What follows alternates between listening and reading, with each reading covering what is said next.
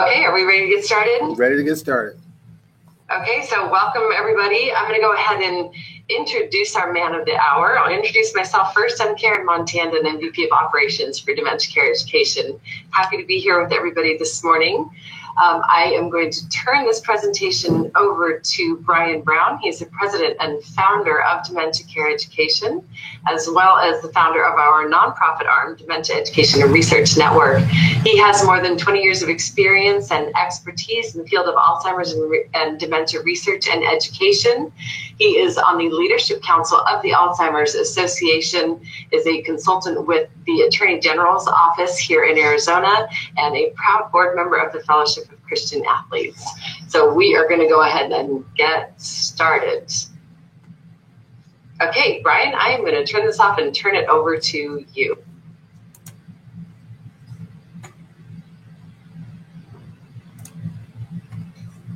Where is he? I got him. Okay, Brian? Give me 1 second. I'm going to share my screen so that you can see everything. Sounds good.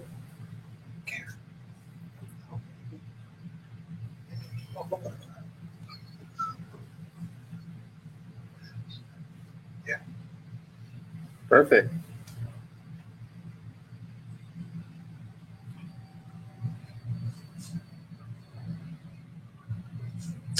And here we go. So, can everybody see and hear everything? Yes. Thumbs up? Yep. All right. So, it's great to be here with you today. Today is a great day because we're going to talk about a lot of the pioneering efforts that have been taking place over a period of time that really historically have been understated. So February being Black History Month, we stand on the shoulders of giants, understanding truly the contributions that Blacks have made in the fields of medicine and science that have often gone understated. It's my pleasure on behalf of the Cleveland Clinic, of which I'm a team member of, to be able to bring you this information. And so I really want to give you guys a great primer of the historical contributions of Blacks to science and medicine. Looking at the ability to celebrate this overall. We are going to be constantly giving you education in terms of brain health. And brain health is an important aspect of overall health. Now, the Cleveland Clinic, right where you live, is a leader in terms of brain health and neurodegenerative diseases. Over the past year, many of you guys have seen me do presentations at the MLK Center, and I'm looking forward to starting that again, and we're going to have that information in just a little while. But the Cleveland Clinic is a pillar of that community, and a lot of people will drive by that building and wonder what's going on in there, who's working in there. So we really wanted to do a job and introduce some of the key personnel, African Americans that work in that building, and give you an understanding of what we're trying to do. And so we're going to do that, and now we're going to talk about some heroes in medicine and science that are African Americans, and we're going to celebrate Black History Month together. So I want to play that video for you right now.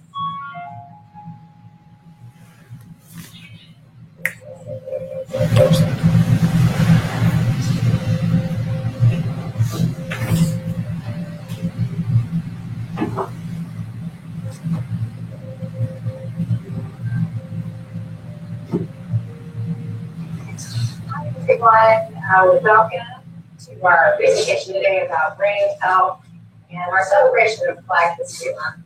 I want to take some time to introduce you to some of my colleagues and friends that I work with at the Cleveland Clinic Lou Revo Center for Brain Health. That wavy, melted building near downtown, near the Clark County Government Office, and Patty Corner by the Outlet Mall. We are very proud to work in this building, and I want to introduce you. And my name is Cass Hartley. I'm a project manager for the Healthy Trains. And I'm inspired to work here because I've had 6 people in my family with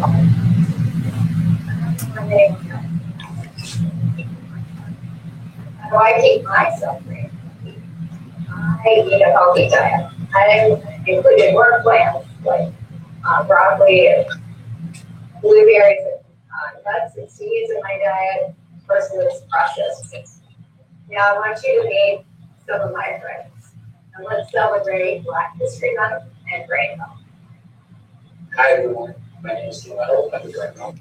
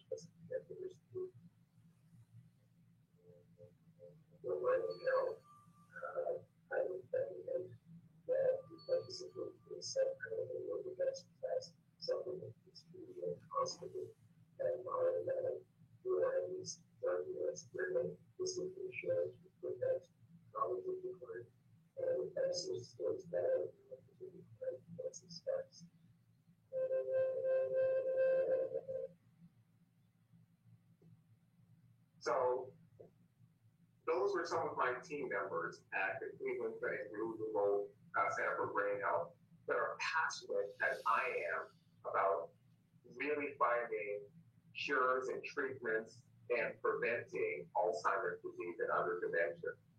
The most feared disease for people over the age of 60 is Alzheimer's disease. And it's simple because Alzheimer's disease wants to rob us of the legacy that each one of us is building right now.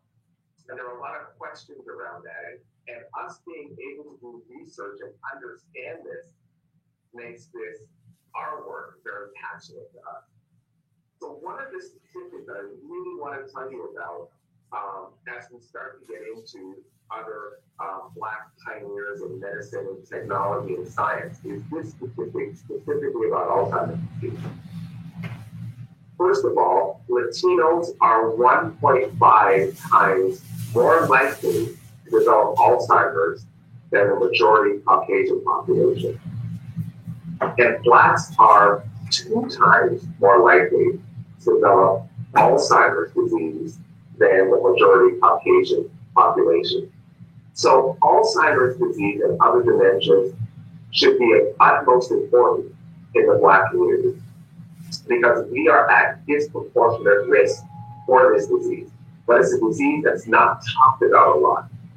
So one of the things that we're going to be bringing to you on a monthly basis at the MLK Center is all of this brain health education so that you can, one, take care of your brain, but secondly, know what to do when you see subtle changes in your memory and thinking over a period of time. All of these aspects are really important because we want you to live the best life possible. So we're excited to be partnering on this journey, continuing our partnership actually on this journey that we started. So looking ahead, we have, in terms of Blacks in America, come a long way. But one of the things that we never want to do is forget the history of how we got here. And this is what Black History Month was designed for, to celebrate the accomplishments and achievements that Blacks have made to our society. And a lot of these achievements are understated or non-existent in mainstream society or are actually unknown, specifically in the areas of science, technology, and medicine. A lot of the advances that we see today have really come on the backs and been born from the African American experience. And if we know this and understand this, we can build on that, but also take pride in the accomplishments that our history is American history. And that's really important. If you do have any questions as I go along or any comments, please feel free to avail of the chat box. And my colleague Karen, who you met earlier, will recite those questions and I'll have a chance to answer them. So if you do have any questions about anything that we're talking about over the next 30 minutes or so as we go through the rest of the presentation, please don't hesitate to ask. So let's start our journey. Again, we're your partners here. We want to be able to help. So let's talk about pioneers and what they've done. So really, our first hero is Dr. James McCune Smith. And he was the first African-American doctor to earn a medical degree to practice medicine in the United States. That is a monumental achievement. A monumental achievement where he went to medical school in Scotland because he couldn't get into medical school here in the United States. And at the age of 25, the young age of 25, was able to come back, graduate, and start in motion the great legacy of all Black doctors to follow. It's a monumental achievement because he had to really put in his heart that he wanted to serve first and foremost, but had the knowledge to go off and attain one of the highest degrees that he can get into the medical degree and come back and serve people of color here in the United States.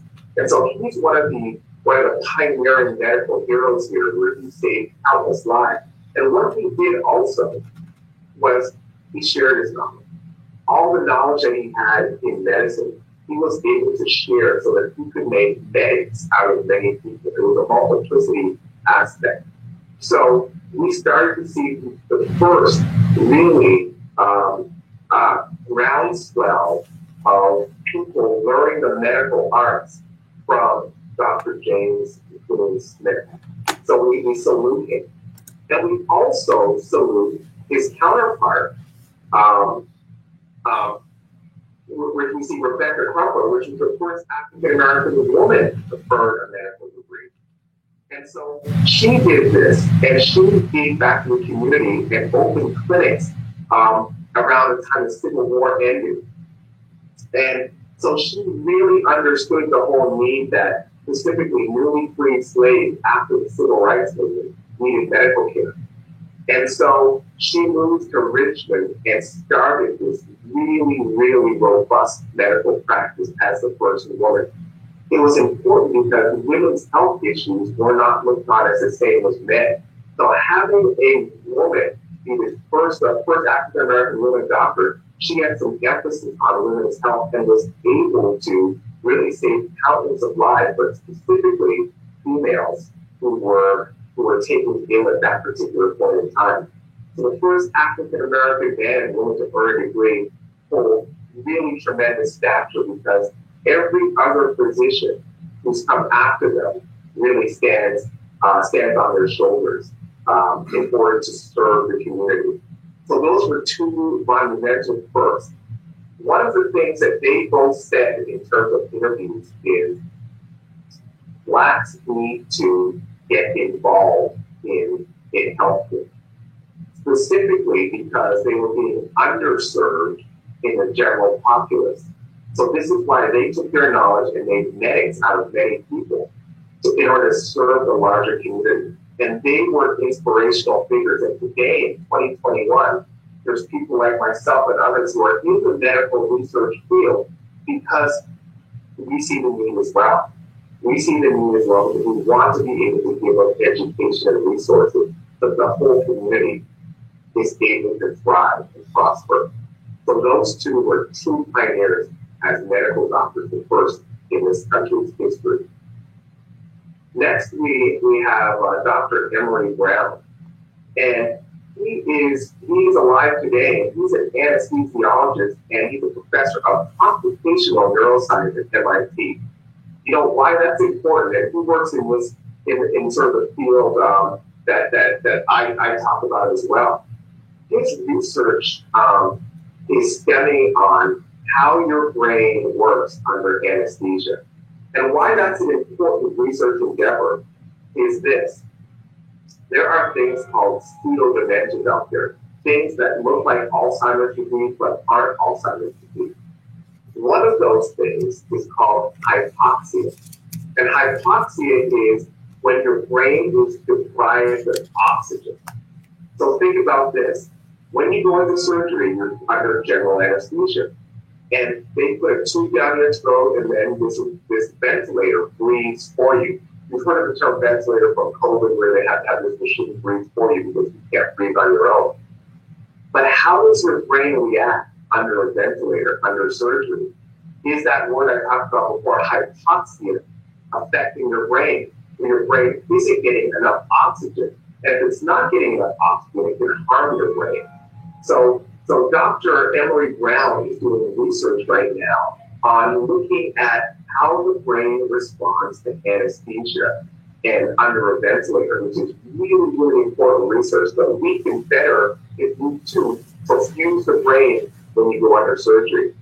Do you know there are tens of thousands of surgical cases every single day in America? So under Dr. Brown's research, if we could get this right, we could really have better brain health for people who go under anesthesia. And we'll lose the hypoxic effect. So he's a hero and a pioneer that is clearly on the backs of our first physicians out there. So he's a scholar at MIT and Harvard University right now doing some tremendous work. Let's highlight now Dr. Percy Julian next. And he was a research chemist. And he was one of the first chemical botanists who looked at specific plants and derived medicinal and medicines from a variety of plants that we see today. And he owns over 130 chemical patents because of that. So he's been this pioneer in a field that was never dominated by blacks before. To really look at deriving medicine from plants. That is a common source right now when we look at deriving new therapeutics, and it's on the backs of Dr. Percy Julian's research that a lot of people right now in terms of new therapeutics, new medications, and things like that come into play. They come into play because of his pioneering spirit and his ability to really lead the field. And so we're really really happy about those. But he's one of the people that is not well known. Him as a pioneer in the research chemistry was unheard of. Remember, he was born in 1899, back in the 19th century. And his pioneering work really changed the face of how we research drugs today. So we salute him also. Patricia Bath, she is one of the first African American to become a registered ophthalmology, complete a residency in ophthalmology, which is the study of the eye. And what her major contribution was there were a lot of age-related eye disorders. There's like macular degeneration, there's glaucoma, and there's cataract. And cataract has plagued millions of people throughout time. She became the sole inventor of the laser phaser probe, which is used even to this day to treat cataract. And cataract, untreated, causes blindness, specifically to people of color and poor people who don't undergo regular eye exams. Her invention changed the game. People no longer have to go blind because of cataract because of her invention. And so being the first African American to go through an ophthalmology residency and then having the foresight to invent this probe allows people to have sight where they had no sight before. So she is a pioneer in this particular field that people don't know. So anytime anyone has cataract surgery, they need to owe a debt of gratitude to Dr. Patricia Bath because of her invention. So it's really important that we know that. So any of you guys that have family members with cataract, remember Dr. Patricia Bath because she is a pioneer in surgery and the surgical instruments that were designed to treat cataract. The next pioneering hero that we're going to talk about, first I'm going to stop and see if we have any questions. Karen, do we have any questions right now? There is one question back to your very first sentence your statement, I believe, but what's the probability of developing Alzheimer's in general?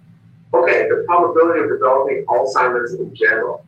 So in terms of, we all inherit specific risk factors. So there's risk factors that we call that are modifiable and unmodifiable, non-modifiable.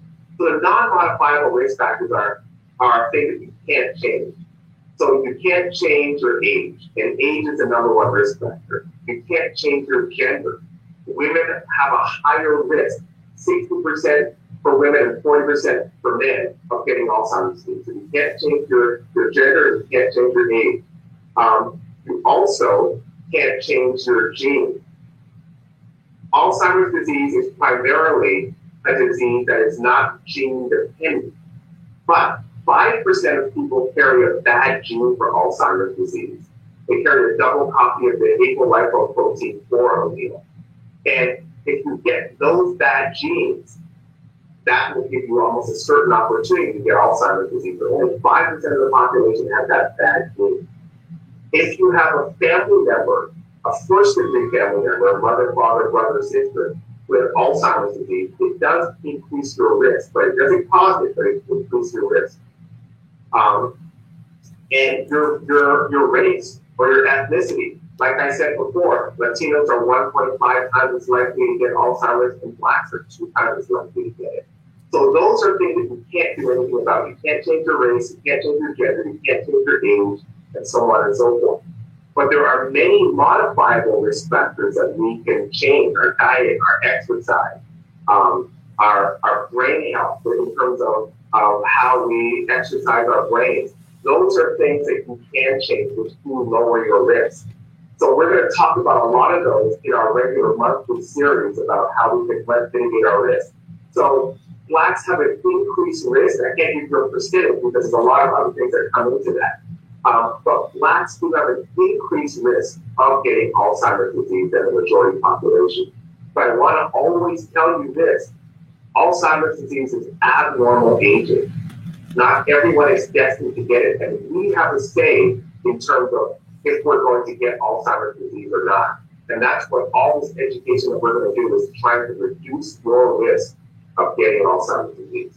That's a great question. There is an increased risk being Black, but the risk depends on a lot of things that we do after that. And we'll talk about those throughout the months that we get together. Are there any other questions here? Not this time. Okay. So keep the questions coming, and we're going to still continue our talk about the pioneers in Black history of science and medicine and technology. We have Mae Jemison, who was the first African-American female astronaut. And so this is really important because you can dream and become anything. Now, her scientific endeavors and prowess, and she graduated with some great schools and set off to get into the space program. And so when we look at the space program, and you know it only started in the 1960s with Apollo, and we're going to talk about some more space highlights in a little bit. But we were always wanting equality in everything. And in 1992, we were able to achieve the first woman, African American, to go into space, and the first female astronaut, which is quite a feat all in itself. And so a lot of our space endeavors lay on really the ground, the foundation of Black contributions. And so she was practically the first to go into space as an African American. But there was others who came before her who actually made space travel possible. We'll talk about that in just a little bit. So Dr. Charles Drew is an extremely important figure in the history of medicine. He was the medical doctor and scientist who developed the whole notion of blood transfusions and blood banking. The fact that we depend solely for surgeries and for everything that we do, blood transfusions and how to store blood and so on and so forth, and blood plasma.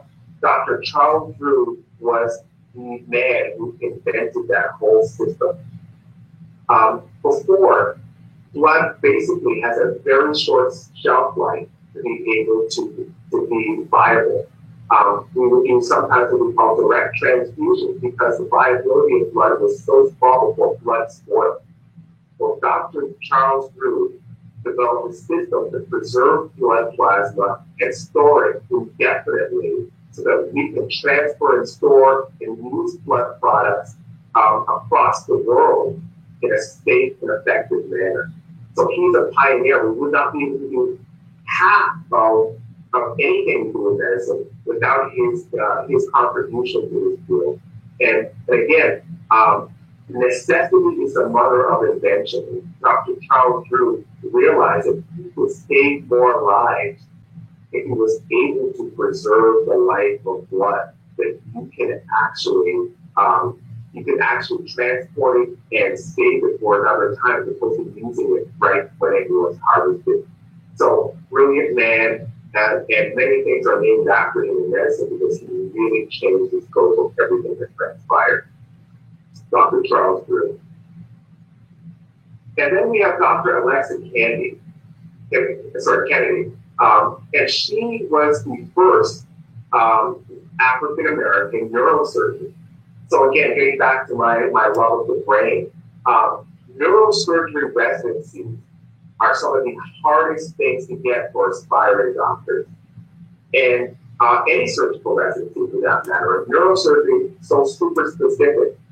And so she became the first female African-American neurosurgeon in the United States to go through the rigorous residency and to be able to operate on the brain and curing anything from aneurysms and dealing with strokes and dealing with all sorts of really complex brain surgery, hysterectomies and the likes. And so we salute her for becoming the first woman neurosurgeon in the United States. And again, we have more now, but she was a pioneer in that specific endeavor. And that was back in the early 80s where all of that came to be. We also salute Neil deGrasse Tyson, which many of you guys probably see on TV all the time. And he is an astrophysicist and author. And he has been noted with the ability to explain physics and matter like nobody else. And to understand the scientific process and put that into really mainstream production. He's a consultant to a lot of the inventions that are going on right now. People look both in space and beyond to understand really the physics of any situation. And so, again, consultant to many, many things because of his vast knowledge of particles and matter and physics and the laws of how the world was created and engineered have made him a pioneer. To have other African Americans be able to join in and on this particular really, really difficult scientific study. Really, to be known as an astrophysicist is one of the most highest and rarest specialties that we have here in America. And so we salute Dr. Neil deGrasse Tyson for his abilities and his real capabilities in this particular area. The next hero that we salute is Lloyd Augustine Hall. And why he is important? Because he's another chemist. He's another chemist, and he owns over 60 patents. But really, the grocery store is where he made his hay. And I say that because he developed ways that he can preserve food for over a longer period of time. So one of the things that was a problem in our armed services and in our grocery stores is the fact that everything that got delivered to us had a very short shelf life. We basically had to have everything fresh. His revolutionary ways on how we preserve food, we can have a longer shelf life and have our armies taken care of better. Because if you go back to a particular point in time, when we sent troops abroad, it was very difficult to be able to keep them when they had longer missions. Well, Lloyd Augustine Hall developed ways that we could preserve food and create these rations, the common terminology of the armed services, for troops to be able to go on long missions and have a bounty of rations that would not spoil in any kind of adverse condition.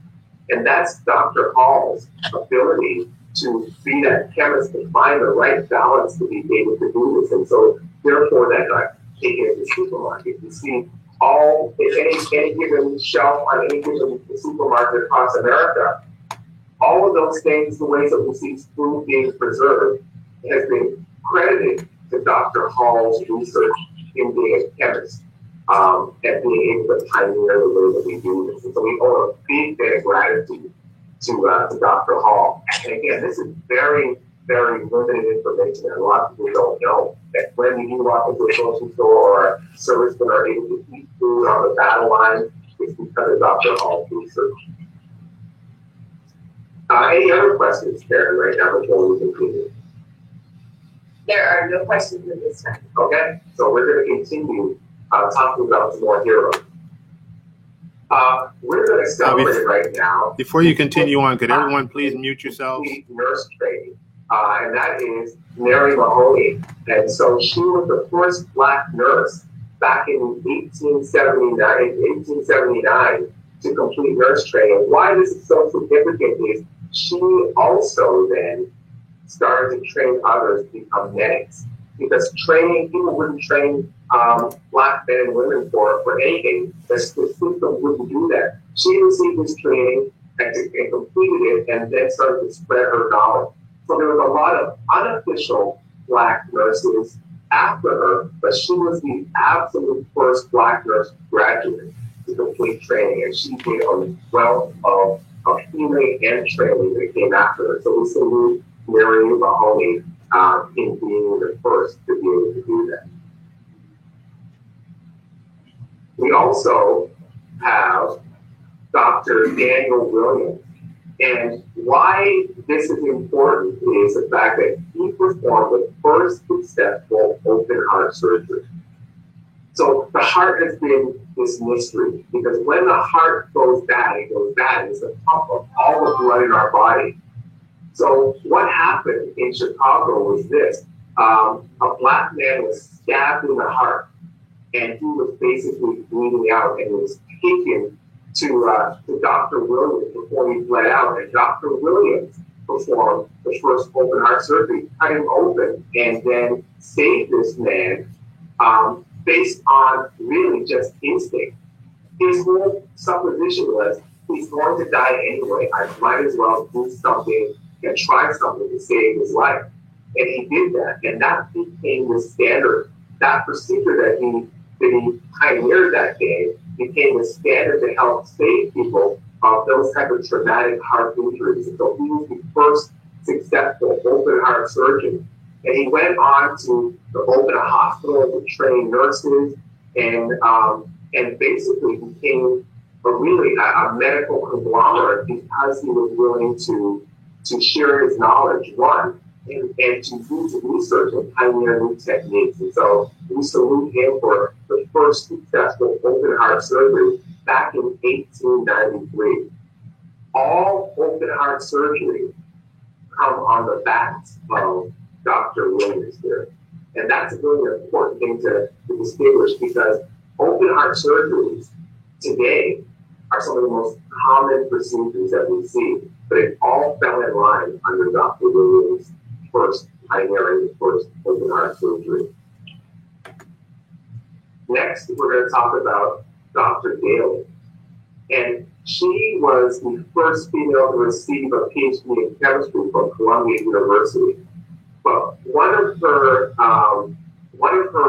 accomplishments here is really to let us have a greater understanding of how our bodies digest food, how our body's digestive system works, and how we actually, the chemicals that digest food. So her pioneering research has led really into the field of gastroenterology, which allows us to understand how we process food, how it breaks down, and what chemicals are involved.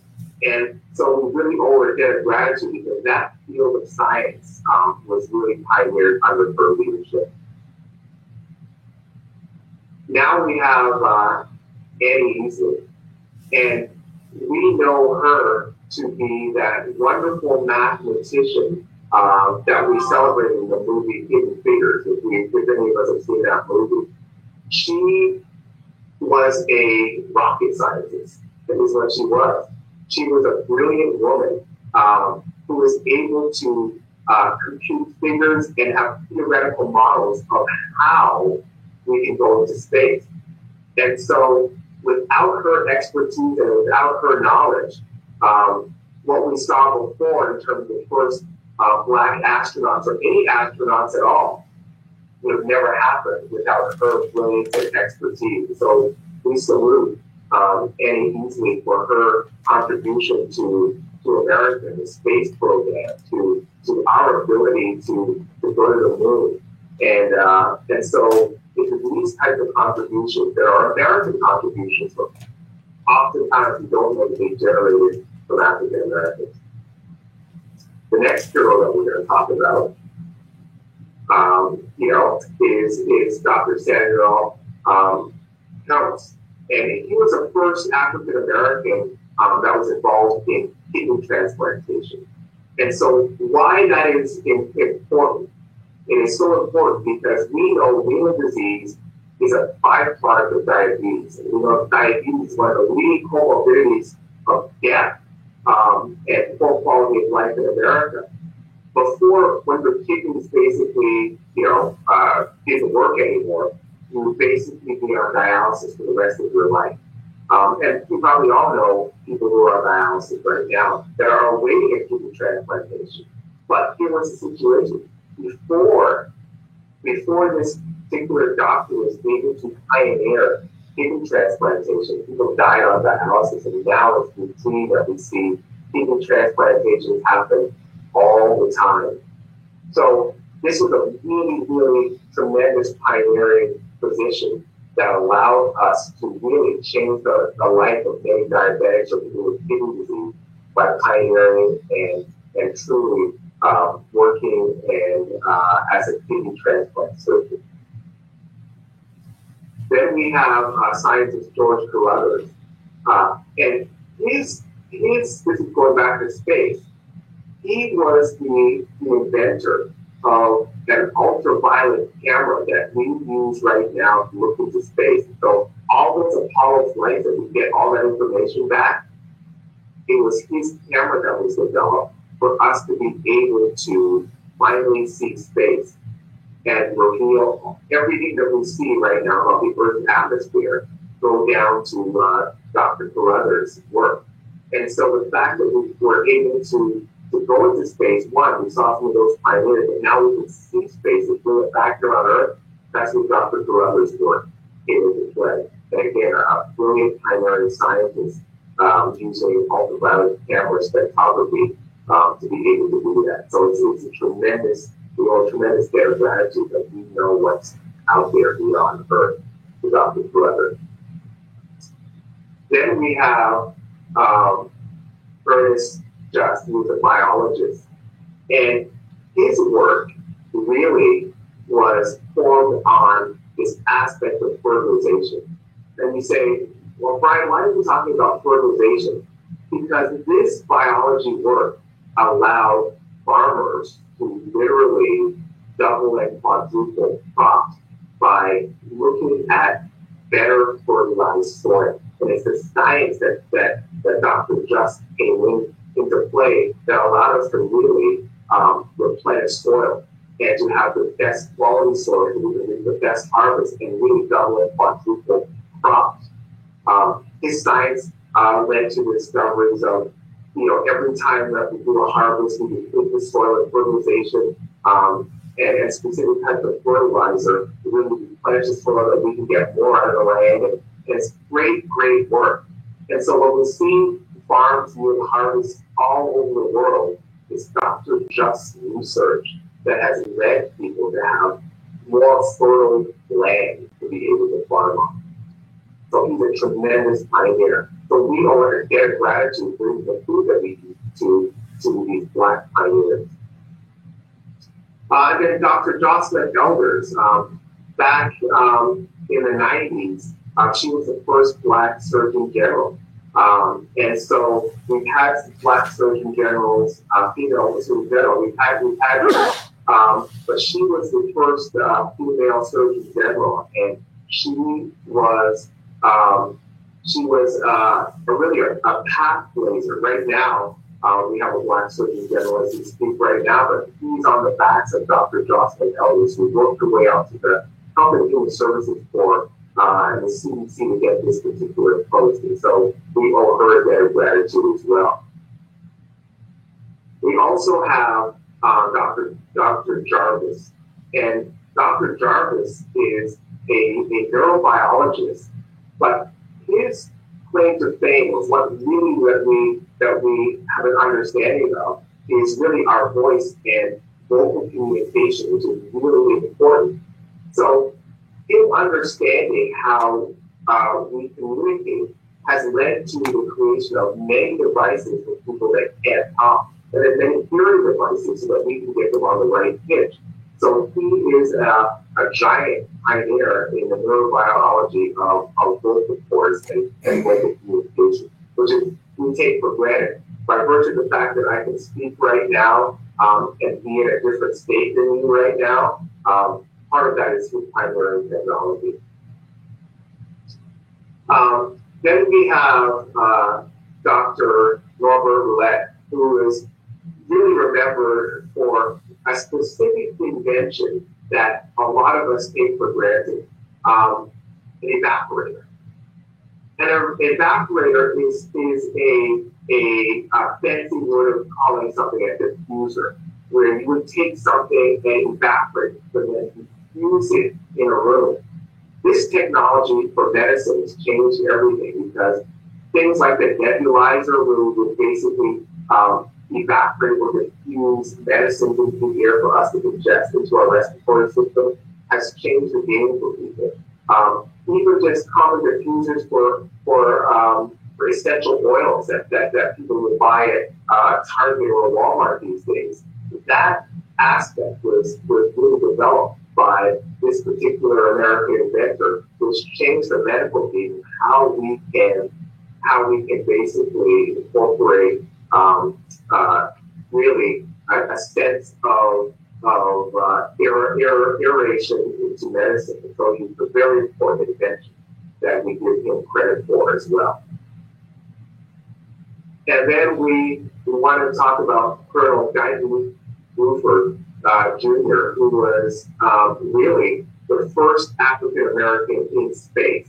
So he was the first African American in space in general. We talked about the first female. This is the first one because he was back in 1979 and having 4 flights in space. So he's the first African American space pioneer. And then we have Dr. Hinton, and he really was the first academic, and he was the first Black teacher to teach at Harvard, and that was a big deal because Harvard was a very segregated, internationally acclaimed school, but he was the first Black doctor to teach there, so he broke the barrier in being able to teach at an Ivy League school. So he places, he broke through that door. Now we have many African American scholars teaching at Ivy League schools, but he was the first. So we owe him a debt of gratitude for his excellence in being hired and being able to teach in the Ivy League. And then we have Percy Julian, and his expertise again was medicinal drugs from plants as well. So, in conclusion to all of this, we really sit on the back of the shoulder, on the shoulders of giants. That American history is African American history, and our contributions in general, specifically to medicine, to science and technology, should not be understated. We would be nowhere in medicine, nowhere in technology, and nowhere in science if it weren't for brilliant African Americans who dared to believe that they could do it. So our job is to, as citizens, is to get involved. It's really to really engage in the best sort of help that we can, and to get involved and be abreast of what's going on in science and health and research.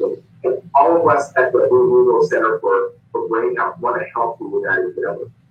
That's why we showed the videos, you know, that we're here to serve you. And again, we're going to be there on a regular basis. But we really want to know, we want you to know that we're all in this together, and that our contributions are America's contributions. And you can help us in research by staying abreast and taking advantage of all the things that are offered to you. I'm going to turn to Karen to see if there are any questions as we close here. Karen, are there any questions? There are no questions at this time. Okay, so I'm going to invite you up to close us out with some next steps for people that are watching us right now. So I'm going to turn it over to you to close this out. Okay. All right. It's been my pleasure to be with you. Take care, and I will see you on our next program.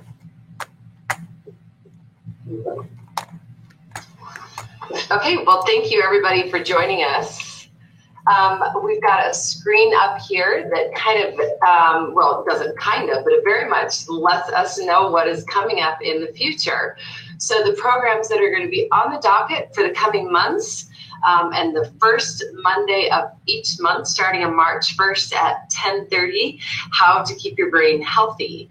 And we have the Brainwaves radio show that is listed here on the second Monday of each month at 9:30. And starting soon, you're going to get more information on that. Will be our podcast, our Brain Healthy podcast that will be twice a month.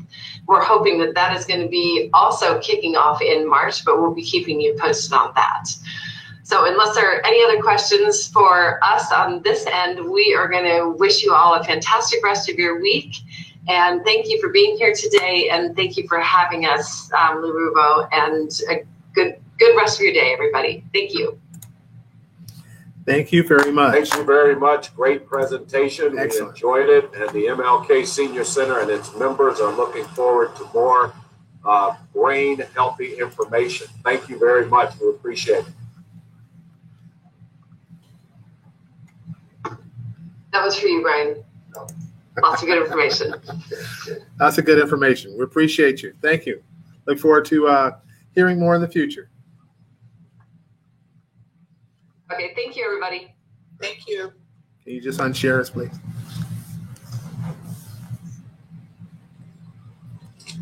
Thank you so much. All right. Thank you very much, guys.